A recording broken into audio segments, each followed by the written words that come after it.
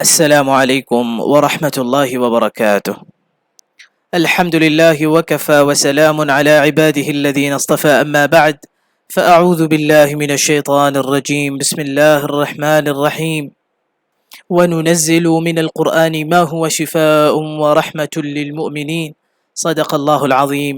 رب زدني علما، رب يسر ولا تعسر وتمم علينا بالخير. رب اشرح لي صدري ويسر لي أمري واحلل عقدة من لساني يفقه قولي وبك نستعين يا مستعان.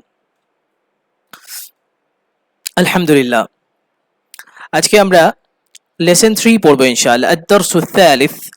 আদ-দারসুস সালিসু part 3, lesson 3। আমাদের বিষয়বস্তু আজকে থাকবে শব্দ অনির্দিষ্ট কিভাবে হয় এবং নির্দিষ্ট কিভাবে হয়, যেটাকে ইংরেজিতে আমরা এ দিয়ে বুঝিয়ে থাকি এবং দা দিয়ে বুঝি, দি বা দা দিয়ে বুঝিয়ে থাকি। নির্দিষ্ট অনির্দিষ্ট, এটা আজকে আমরা শিখবো ইনশাআল্লাহ। আরবিতে অনির্দিষ্টকে বলে নাকিরাতুন। অনির্দিষ্টকে বলে নাকিরাতুন। এই যে নাকিরা, নাকিরা, নাকিরা, নাকিরা মানে হলো অনির্দিষ্ট।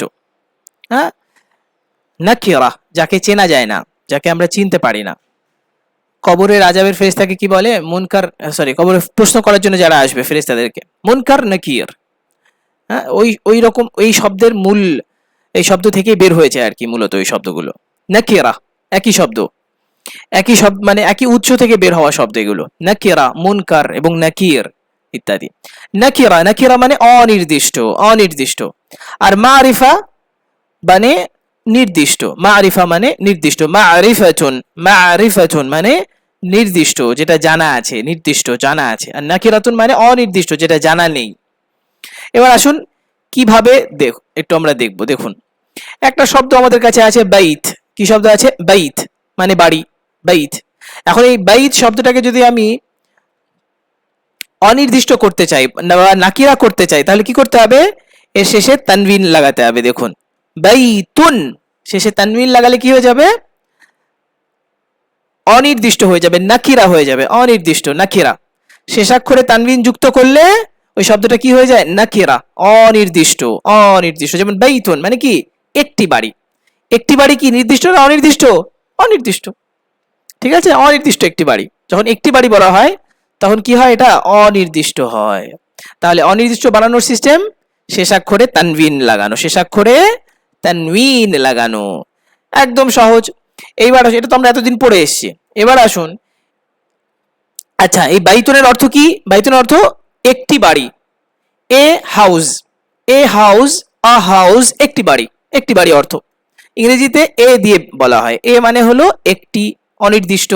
এ, এ হাউস ইত্যাদি, এরপরে যা যা আছে, ঠিক আছে? A house. তো ইংরেজিতে মূলত অনির্দিষ্ট বোঝানোর জন্য এ ব্যবহার করা হয়। আচ্ছা, মাশাআল্লাহ। এবার আসুন, যদি নির্দিষ্ট করতে চাই আরবিতে, তাহলে কি করতে হবে? শব্দের শুরুতে আল যোগ করতে হবে। কি যোগ করতে হবে? আল। এই যে আল, আল বাইতু, আল বাইতু। যে আল যোগ হলো, শেষ থেকে তানবিন কিন্তু আর নেই। খেয়াল করেছেন? তানবিন পড়ে গেছে, কারণ তানবিন দিয়ে অনির্দিষ্ট বোঝায় আর আল দিয়ে নির্দিষ্ট বোঝায়। তাহলে যখন আল আসবে তখন তানবিন থাকবে না, আর যখন তানবিন থাকবে তখন আল থাকবে না। হয় আল থাকবে, না হয় তানবিন থাকবে। কোন একটা শব্দ হয় নির্দিষ্ট হবে, না হয় অনির্দিষ্ট হবে। অতএব কোন শব্দের মধ্যে তানবিন এবং আল এই দুটো কোনো সময় একসাথে আসতে পারে না, ঠিক আছে? তাহলে যে কোনো শব্দের শুরুতে যদি আমি আল যোগ করি, তাহলে সেটা কি হয়ে যায়?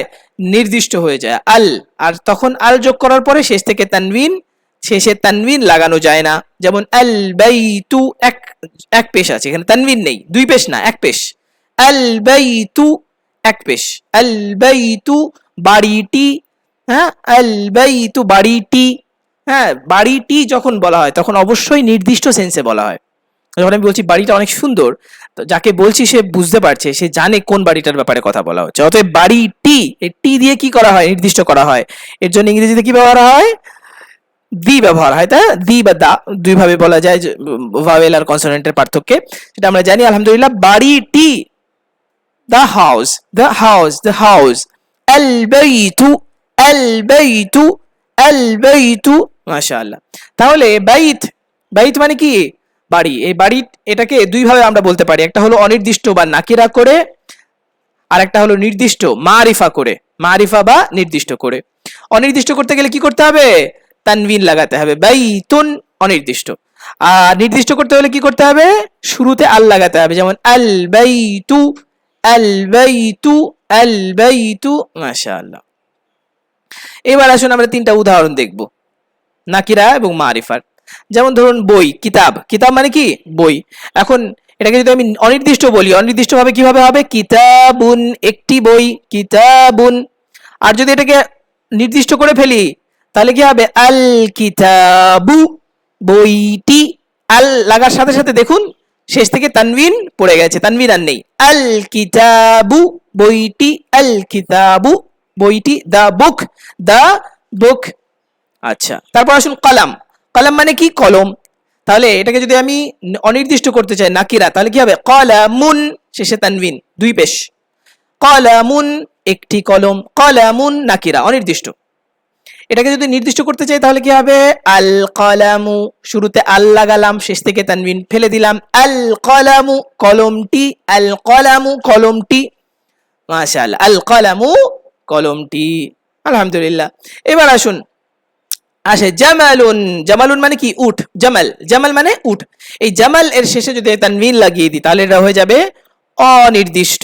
কি হবে? অনির্দিষ্ট। জামালুন, একটি উট। জামালুন, একটি উট। জামালুন, একটি উট।